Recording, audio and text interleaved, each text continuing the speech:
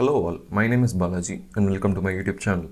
In this video we are going to discuss about detecting faces from a picture and anonymizing that picture's face by using CV2's blur function. So given an image like that, we are going to convert that picture into something like this. So we are going to detect the face and we are going to blur it. With that said, let's get started.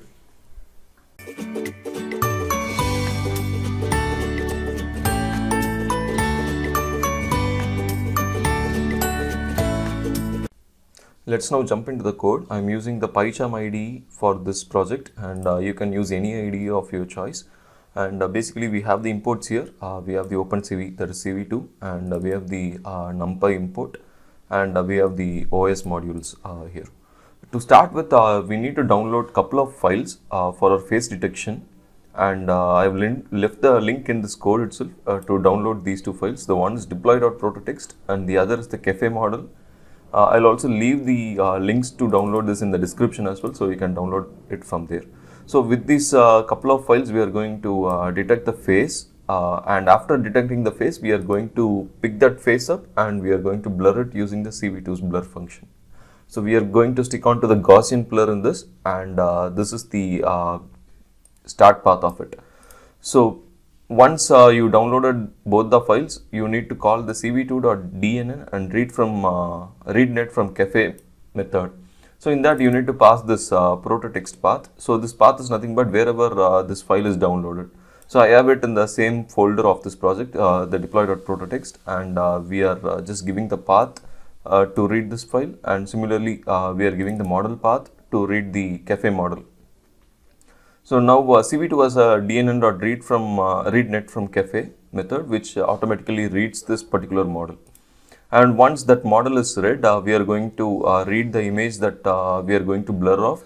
I took an image from internet called musk.jpg, which has the face of Elon Musk. You can typically choose any image of your choice, but make sure that your image has a face in it. Only then it will work. So I took this musk.jpg and I'm just picking up the height and width of this musk.jpg file, and basically this will have three dimensions. One is height, width and the channels, but I'm going to grab the height and width of this image just to make sure to give the kernel width and height for our blur function. So the kernel width and height depends greatly on the image, and I'm just having my kernel to be a value that is being divided by 7. We get the quotient here, and similarly for height as well. You can basically play around with these values, but make sure whatever the kernel width and height that you get is an odd number. So that's why I basically gave it as 7, and once that is done, we are going to use the blob from image from CV2 library. So this is the blob from image method, and this blob does things like it is going to read the image, and it is going to throw us different outputs, and with those outputs we are going to detect the face of detect if there is any face in that particular image.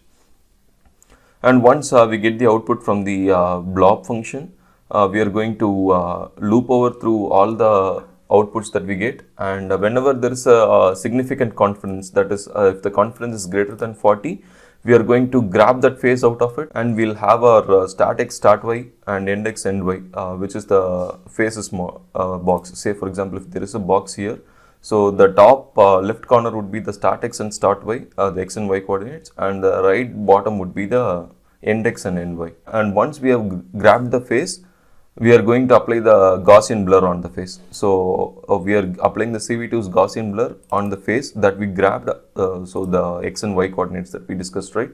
So on that face, we are going to apply the kernel width and kernel height of the blur that we are going to use. And after that, we are going to apply that blur on the real image itself. On the entire image, we are going to change the blur, and finally we are saving it as a JPG image by using cv2.imwrite.